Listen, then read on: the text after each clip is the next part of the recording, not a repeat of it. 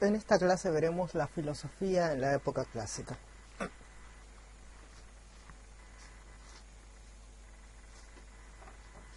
El primer dilema que se le presenta a los griegos cuando empiezan a pensar sobre las cuestiones que ven a su alrededor es el tema de la naturaleza y precisamente el dilema del cambio o la permanencia. Exponente de estas dos reflexiones son los pensamientos de Heráclito y Parménides.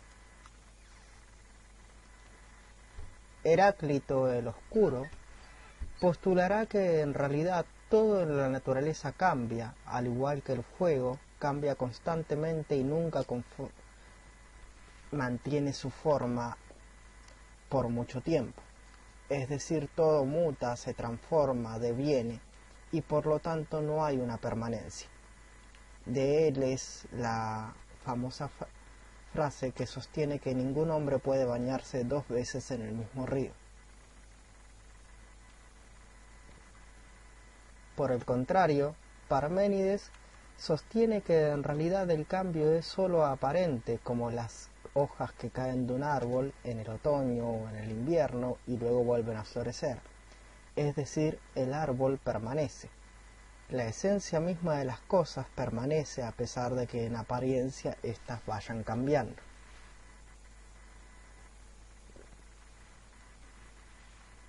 También Tales de Mileto se preocupaba por la naturaleza. De hecho, observaba siempre las estrellas, los astros y cómo estos se movían alrededor de la Tierra y las regularidades matemáticas que esto implicaba.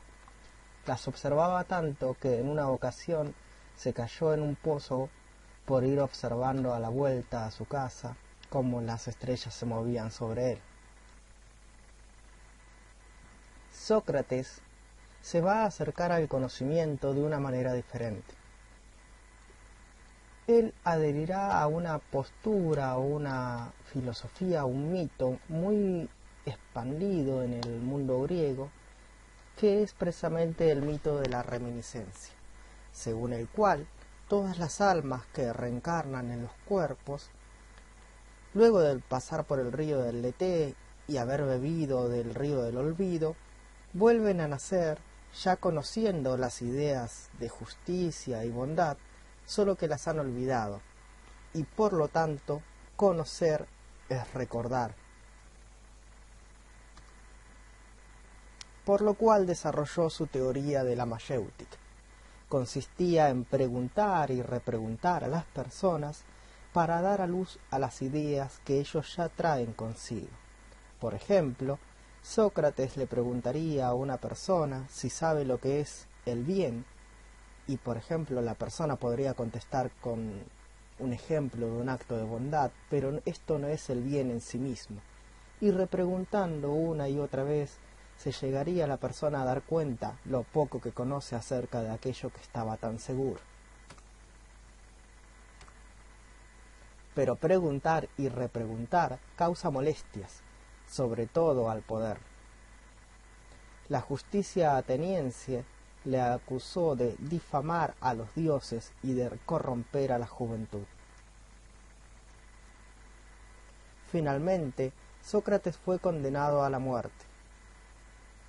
Se le obligaría a beber cicuta o, en todo caso, a exiliarse, pero para los griegos, exiliarse no era una opción, pues era lo mismo que estar muerto en vida.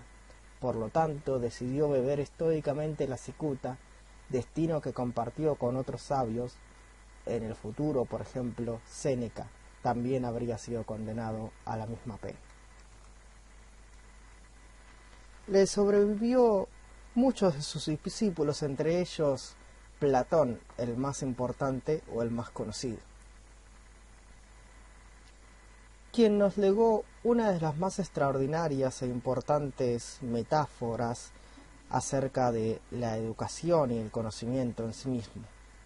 Esto es la alegoría de la caverna, según el cual los hombres están prisioneros en una caverna profunda y oscura y solo se dedican a conocer sombras que pasan por el fondo de la caverna.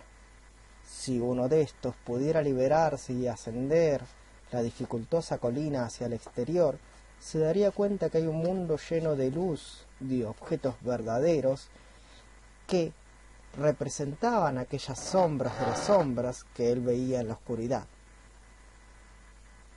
De ser posible, regresaría hacia donde están sus antiguos compañeros, sintiendo pena por ellos que viven en la oscuridad, y trataría de hacerles entender que hay un mundo ahí fuera.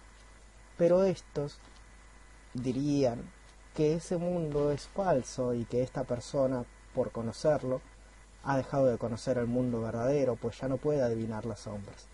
Y si pudiera, le matarían, en una clara alusión a la muerte de su maestro.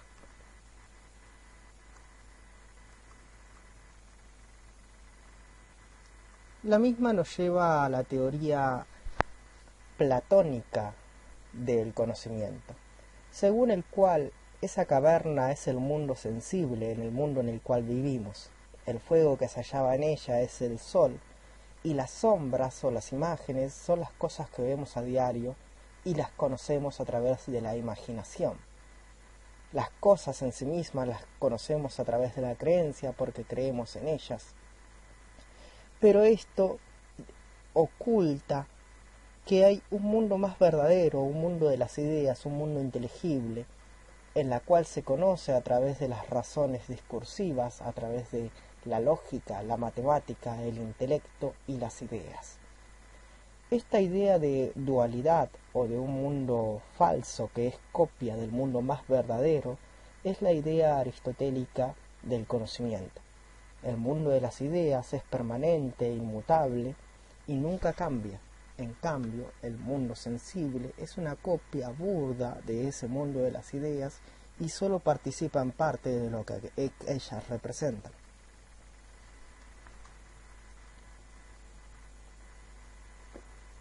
En cambio, el discípulo de Platón más importante, Aristóteles,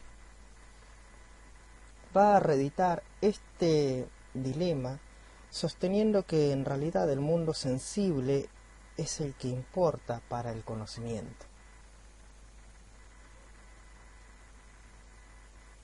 Para Aristóteles, la observación y la experimentación en este mundo sensible es lo que nos llevaría a un conocimiento, si no verdadero, al menos válido, útil y imprescindible en el mundo en el que estamos viviendo. Por ejemplo, una vez desarrolladas todas las técnicas para la supervivencia, se desarrollaron las primeras ciencias, sostendrá Aristóteles, fundando así lo que hoy conocemos como pensamiento científico. Aristóteles también fue maestro de un importante discípulo, no importante en los términos filosóficos, sino importante en términos políticos y militares. Alejandro Magno fue el emperador de todo el imperio helénico, que expandió la cultura griega a todo el mundo conocido.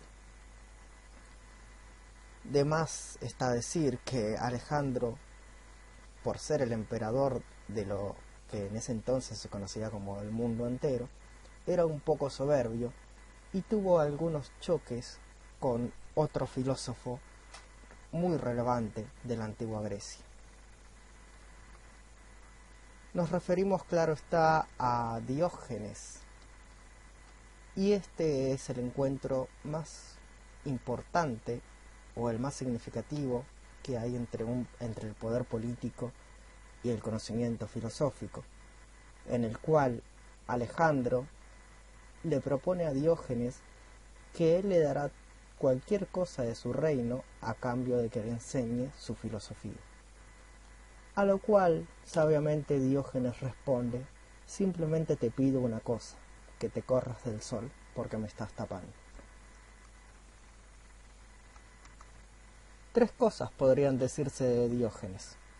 Le gustaba meditar tranquilamente o retosar al sol, como lo haría un perro. Vivía lo que predicaba. Solo tenía un par de posesiones, una tinaja en la que vivía, un bastón para caminar y un pequeño cuenco del cual bebía el agua del río. Pero en una ocasión vio que un niño podría beber con sus propias manos el agua que pasaba por allí, y dijo que había sido un codicioso toda su vida y por lo tanto arrojó el cuenco a la basura. Y sobre todo le gustaba interpelar a sus conciudadanos. En una ocasión agarró un pequeño candelabro y en pleno día decía que buscaba hombres honestos, pero que no los encontraba.